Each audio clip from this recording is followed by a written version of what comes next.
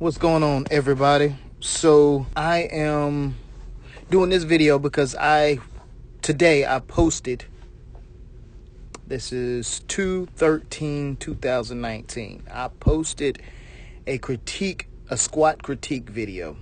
I did a critique. So so the thing is a lot of people were asking, and some people said, well, I disagree with,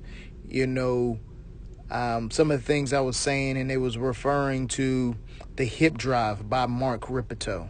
Okay, and what hip drive is, when you get ready to squat, is shooting the butt back. Okay, so you have more of when you're down in your squat.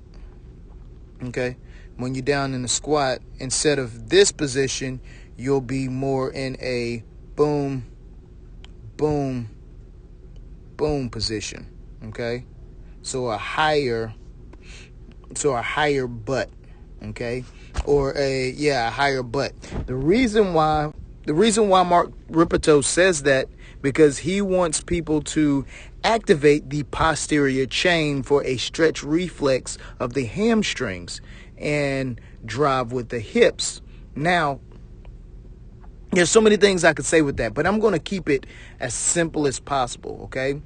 And the thing is if you push the hips back, okay, all right, to go down, that means that the posterior chain is going to activate. But what people don't realize, the reason why the posterior chain is activating is because the pressure is on the heels, okay? Anytime where you create pressure on the heels, the posterior chain is activated. And now, with my information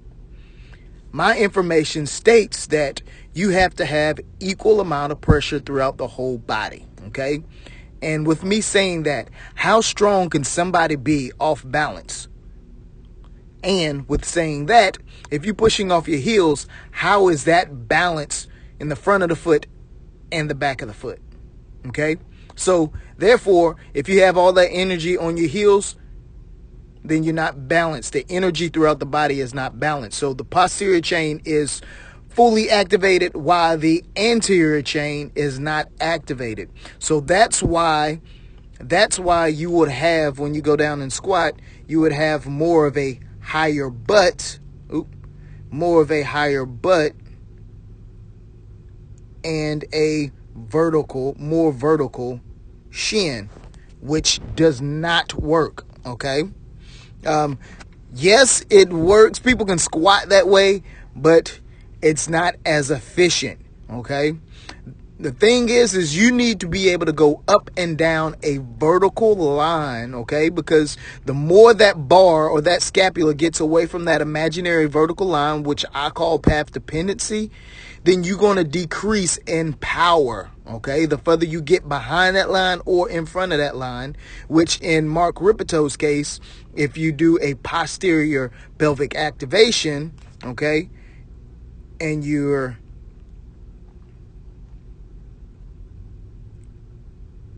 here, okay, and you're there, what's actually going to happen is the fact that your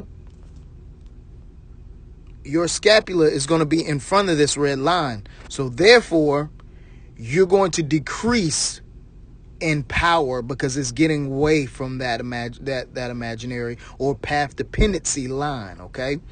All right, so therefore, my thing is you want to have a complete flat foot, pushing pressure throughout that whole foot, not just the back of the foot, not just the front of the foot, okay?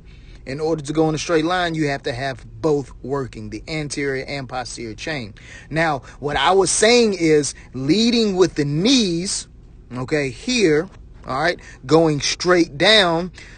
The knees and the elbows play the same role, okay? So when you lead with the knees, automatically the ball and socket and ankle will fall in line, or it will be a indirect movement because they are reacting off of the knee, if that makes sense. So when you're squatting, you're going to have a natural, leading with the knees, you're going to have a natural rotation at the ball and socket and a natural rotation at the ankle, which would be dorsiflexion. Okay, that's why, because they're teaching people to stick the butt out. Okay, stick the butt out and squat. They're teaching that, and that's why so many people have dorsiflexion issues. Which dorsiflexion is allowing the toe to go up towards the shin. Okay, that's why everybody is so tight down there, and it's so much easier to wear the heeled shoes because it fakes that angle that you don't get naturally, because you're putting all the pressure on the heels, which actually throws pressure, trying to throw pressure on the heels, which actually throws pressure on the front of the foot, which allows the scapula to go in front of this red line, again diminishing the power of strength because it's getting away from that path dependency line. Okay, so again, let me go back. The whole idea is to lead with the knees to where the butt goes straight down as much as possible. Okay, the butt goes down as much as possible. The knees, butt goes down much as possible. The knees slightly goes forward. Okay, and then you get this dorsiflexion. Okay, where when you get down in a hole, you need to be able to be flexible at this ankle for dorsiflexion so you can stay balanced. Okay, so when you push, okay, again, Mark Rippetoe's, when you push, he wants your butt to automatically come up for that so-called stretch reflex.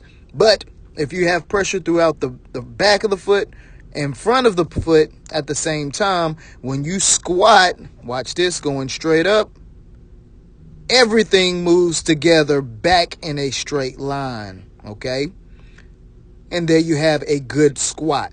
All right, so that's what I want everybody to understand is when you're squatting, the knees play the major role in movement because the ball and socket and ankle will only react off of the knees.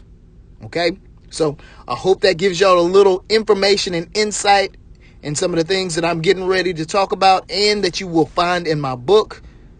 I'll see y'all guys later. Stay tuned.